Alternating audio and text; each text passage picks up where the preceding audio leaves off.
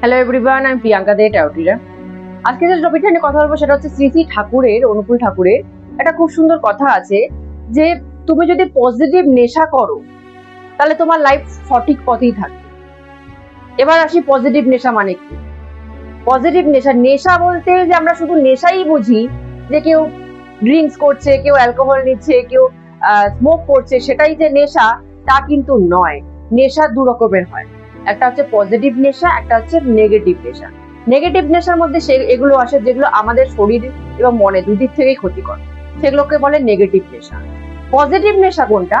যেটা আমি ভালো থাকবো, আমি ভালো মতো বাঁচবো এবং অন্যকেও ভালো মতো বাঁচতে শিখাবো, সেই রাস্তাটা আমি দেখাবো, তো সেটাকে বলে পজিটিভ নেশা। ঠাকুর বলছে যে মানুষের পেশা এবং নেশা দুটো ঠিক পথে চলছে সে মানুষ কখনো লাইনের থেকে, ট্র্যাকের থেকে বেরোতে পারবে না, সে সঠিক পথেই আগাবে।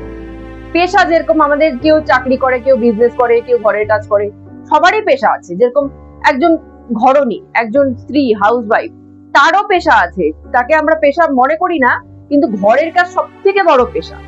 ঘরের বাইরে গিয়ে ইনকাম করে নিয়ে আসা, সেটা আমার মনে হয় অনেকটা ইজি দেন যারা ঘরে থেকে ঘর সামলায়।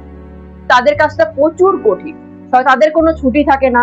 বাইরে যারা কাজ করতে তারা উইকে একদিন ছুটি পাবে, কিন্তু যারা ঘরে রেগুলার কাজ করছে তারা কিন্তু উইকে একদিনও ছুটি পায় না। তাদের কাজটা খুবই কঠিন, কিন্তু তাদের পেশাটাকেও পেশা বলে মনেই করে না, তাদেরকে তুচ্ছ তাচ্ছিল্য করা হয়, কারণ তারা ইনকাম করে না। যেহেতু যেখানে ইনকাম নেই সেটাকে পেশা বলে ধরাই হয় না। কিন্তু আমি মনে করি জীবনে যদি সব থেকে বড় পেশা হয় সেটা হচ্ছে ঘরের কাজ করা, ঘরণী হওয়া, ঘর সংসার সামনে রাখা, সেটা হচ্ছে সব থেকে বড় পেশা। তো ঠাকুর বলছেন যার পেশা এবং নেশা দুটোই ঠিক আছে সে কখনো ভুল পথে আগাবে না। পেশা বলতে বুঝলাম যে ইনকাম করা হোক, বিজনেস করা হোক, চাকরি করা হোক, ঘরের কাজ করা হোক, যে যেটাই করছে তার কাছে সেটাই পেশা।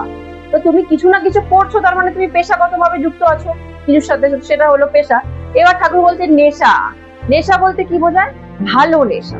নেশা বলতে ঠাকুর বুঝিয়েছে যে তুমি সারাদিন কাজকর্ম করে আসলে, কাজকর্ম করে আসার পরে যদি তোমার কাছে কিছু টাইম থাকে তাহলে তুমি সেই টাইমটা নিজের জন্য ইউজ করো, ঠাকুরের জন্য ইউজ করো, অন্য মানুষের ভালো কিছু করার জন্য ইউজ করো। তোমার কাছে যদি 1 ঘন্টা প্রতিদিন এক্সট্রা করে টাইম থাকে, তুমি সেই 1 ঘন্টার মধ্যে তুমি যাজন করো। যাজন বলতে ঠাকুরের কথা বলো কারোর সাথে, যে কারোর সাথে রাস্তা দিয়ে তুমি যাচ্ছ, কাউকে দেখলে কাউকে জিজ্ঞাসা করলে, দাদা আপনি কি দীক্ষিত, বা দিদি আপনি কি দীক্ষিত, ঠাকুরের দীক্ষা নিয়েছেন, নাম জপ করেন, আপনি ভালো আছেন, সুস্থ আছেন, এইটুকু জিজ্ঞাসা করা, এটাকেও যাজন বলে।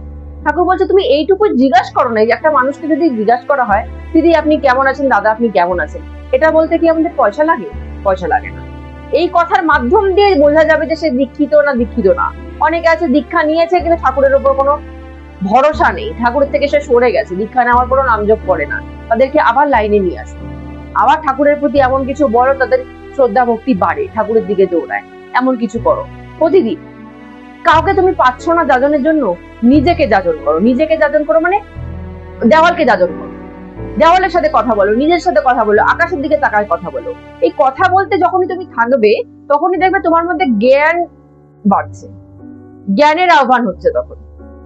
তো এই জ্ঞানটা যদি তুমি নিজের লাইফে আনতে পারো, সঠিক জ্ঞান যেটাতে তুমি নিজের এবং দেশের এবং দশের সবারই বেনিফিট কিছু না কিছু করতে পারবে, তো সেটাও অনেক বড় নেশা।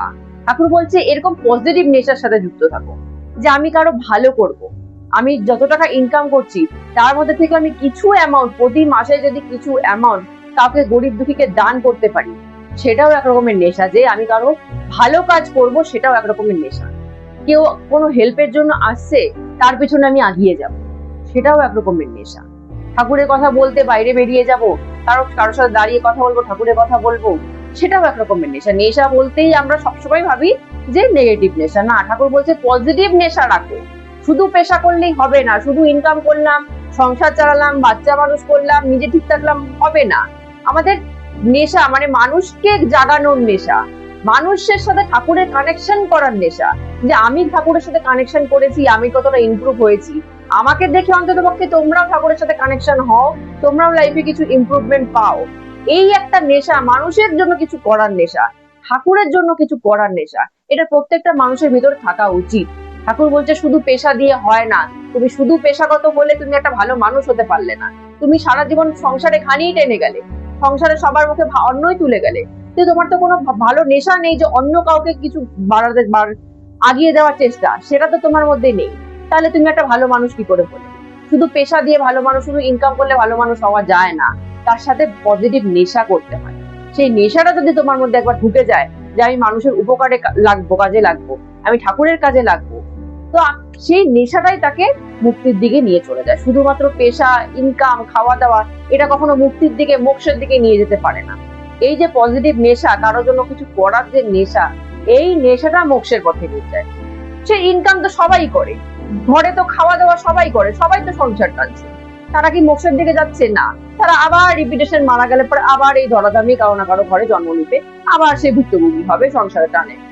তো তার থেকে বেটার আমি আমার সংসারটা করি। ঠাকুর বলছে সংসার বাদ দিও না, পেশা বাদ দিও না, ইনকাম করা বাদ দিও না, তার থেকে টাইম বাঁচিয়ে তুমি কিছুটা নেশার জন্য টাইম রাখো, অন্যের জন্য টাইম রাখো, নিজের জন্য টাইম রাখো, নিজেকে আরো বেস্ট, আরো উন্নত করতে, আরো জ্ঞান সংগ্রহ করতে সেই টাইমটা আলাদা করে রাখো। পেশার সাথে নেশাটা জড়াও, তারপর গিয়ে লাইফটা তোমাদের স্মুথ হবে। শুধু নিজের লাইফ স্মুথ করে লাভ নেই, তার সাথে অন্যেরটাও স্মুথ করার চেষ্টা করো। যার কাছে জ্ঞান নেই, যার কাছে যে ঠাকুর ধরতে পারেনি, তার কাছে যাও, তাকেও আগাও জীবনে, তাহলে গিয়ে তোমার মোক্ষের দরজাটা খুলবে। না হলে শুধু পেশা করে গেলাম, তাতে আমার মোক্ষের দরজা খুলবে না, যদি না এই পজিটিভ নেশাগুলো আমার মধ্যে থাকে। তো আজকের মতো এখানেই স্টপ করছি।